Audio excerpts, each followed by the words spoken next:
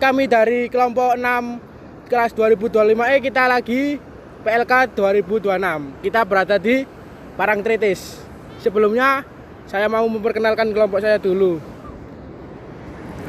Perkenalkan, aku Asnila Diausna, NIM terakhir 170 dari kelas 2025E. Perkenalkan, nama aku Catherine Fanta Yunia dari kelas 2025E dengan NIM 172. Saya Dio Abi Pradana, NIM 3 terakhir 180. Saya Muhammad Pareka Putra, NIM terakhir 207. Saya Raisya Nur Safitri dengan NIM terakhir 188. Terima kasih. Udah. Halo teman-teman semuanya. Pada video kali ini kita akan membahas tentang lahan di kawasan Pantai Parangtritis, khususnya pada sisi topografi marin dan sejarah terbentuknya.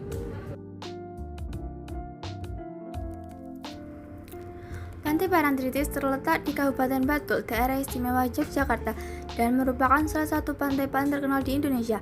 Secara bentang lahan, wilayah ini termasuk dalam topografi marin, yaitu bentang alam yang terbentuk akibat proses-proses yang terjadi di laut dan pesisir. Kalau kita lihat langsung di lapangan, Pantai Parangtritis memiliki beberapa ciri khas. Di antaranya adalah garis pantai yang panjang, adanya gumuk pasir atau sand dunes, serta tebing-tebing batuan di beberapa bagian. Selain itu, ombak di pantai cukup besar karena langsung berhadapan dengan Samudra Hindia.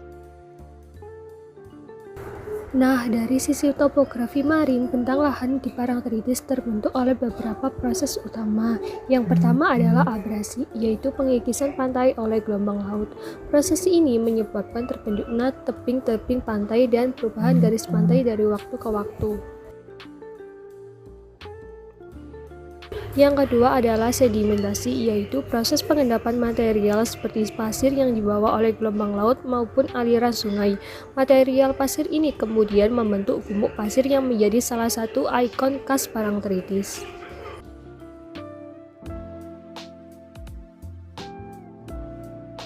Menariknya, gumuk pasir di Parangtritis termasuk langka di daerah tropis. Proses terbentuknya melibatkan interaksi antara material vulkanik dari Gunung Merapi yang dibawa oleh sungai seperti Opak dan Brogo, kemudian diendapkan di pesisir dan akhirnya dibentuk oleh angin menjadi bukit-bukit. Selain itu, proses gelombang laut, arus laut, dan angin juga berperan dalam membentuk morfologi pantai ini. Kombinasi dari semua proses ini menghasilkan bentang lahan yang unik dan dinamis.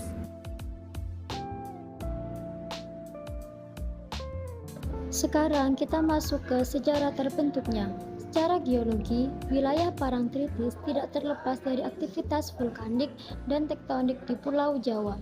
Material dari letusan Gunung Merapi selama ribuan tahun terbawa ke selatan melalui sungai, lalu terakumulasi di pesisir selatan.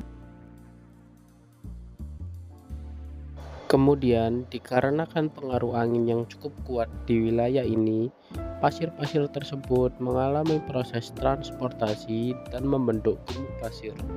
Proses ini berlangsung terus-menerus hingga menghasilkan bentang lahan seperti yang kita lihat sekarang ini. Secara geologi, Parangtritis juga memiliki nilai sejarah dan budaya. Pantai ini sangat erat kaitannya dengan kepercayaan masyarakat setempat terhadap Nyi Roro Kidul yang dipercaya sebagai penguasa Laut Selatan. Hal ini juga membuat Parangtritis tidak hanya penting secara fisik, tetapi juga secara budaya. Sebagai penutup, dapat disimpulkan bahwa bentang lahan Pantai Parangtritis merupakan hasil interaksi kompleks antara proses marin seperti abrasi dan sedimentasi, serta pengaruh material vulkanik dan angin. Ditambah lagi, nilai sejarah dan budaya menjadikan kawasan ini sangat unik dan menarik untuk dipelajari.